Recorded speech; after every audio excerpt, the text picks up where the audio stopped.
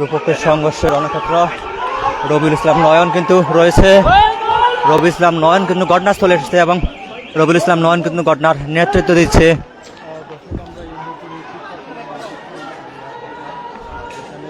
শিবির এবং ছাত্র দল তারা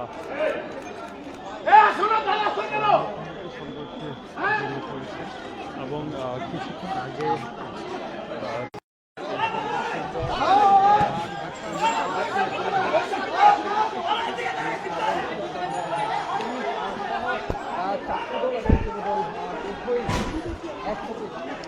আলিয়া মাদ্রাসার ছাত্রদল এবং যুবদল দুই পক্ষে রয়েছে।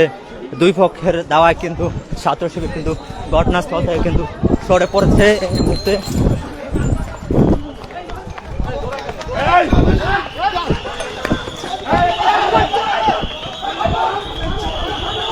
আমরা দেখছি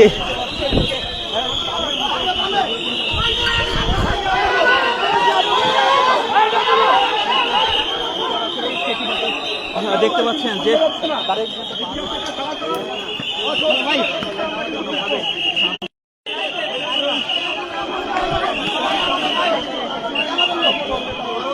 যুবদলের কেন্দ্রীয় নেতা রবিউল ইসলাম নয়ন তিনি ঘটনাস্থলে রয়েছে এবং মুখোমুখি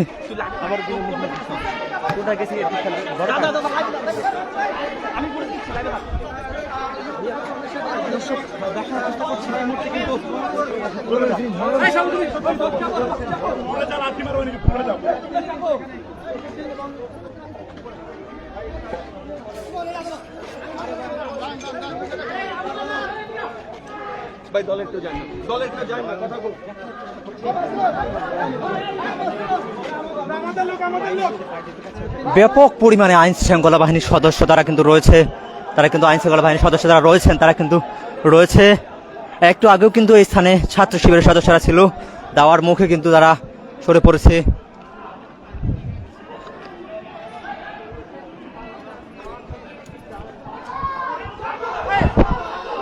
আমরা দেখছি ছাত্র শিবিরের গুটি কয়েক সদস্যকে আমরা দেখতে পাচ্ছি এবং তারা কিন্তু যুবদলের ছাত্র দলের মুখোমুখি রয়েছে।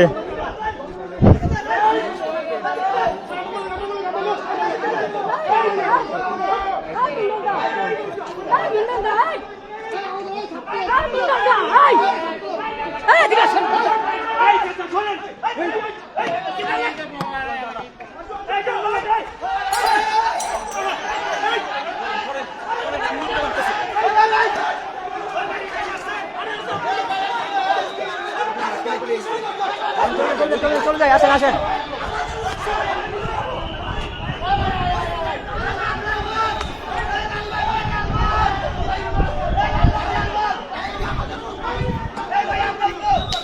দুঃখিত, ছাত্র দলের সদস্য তারা ছাত্র দল এবং যুবদল যারা রয়েছেন তাদের মাঝে তারা এক পক্ষই আরেক পক্ষকে ইট পাটকেল মারছিল। আমরা দেখছি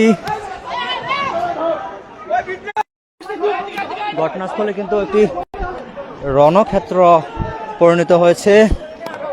সরকারি মাদ্রাসা আলিয়ায় দুপক্ষের দেখছেন আপনারা।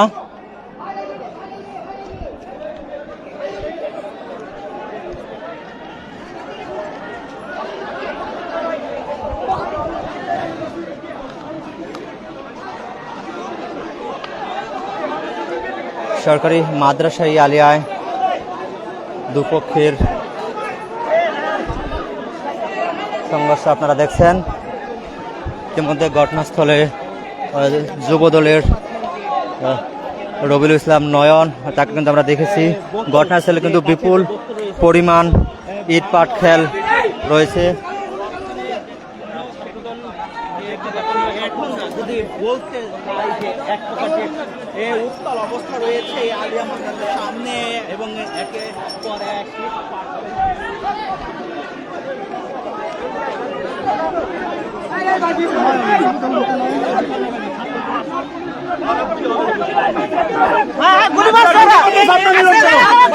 আপনার সবাই সামনে যেতে বলেন। বলেন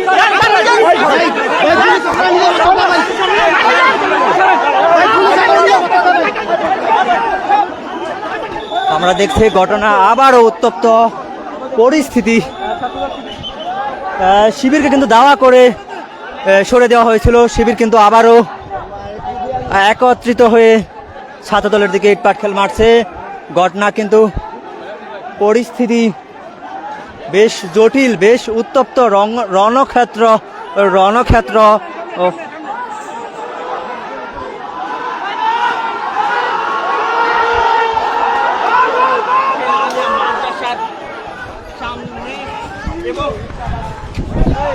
আমরা একসাথে, আমরা একসাথে, এই আমরা দৌড়াবো কেন? আমরা আমরা থাকবো এখানে, আমরা একসাথে।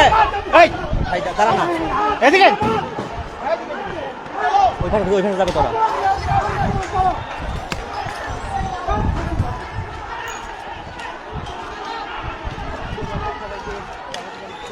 শিবিরের দাওয়ার মুখে কিন্তু ছাত্রদল কিন্তু সরে যাচ্ছে এবং দুই পক্ষে অর্থাৎ দুই পক্ষ থেকেই দাওয়া দেওয়া হচ্ছে। রণক্ষেত্র জুলাই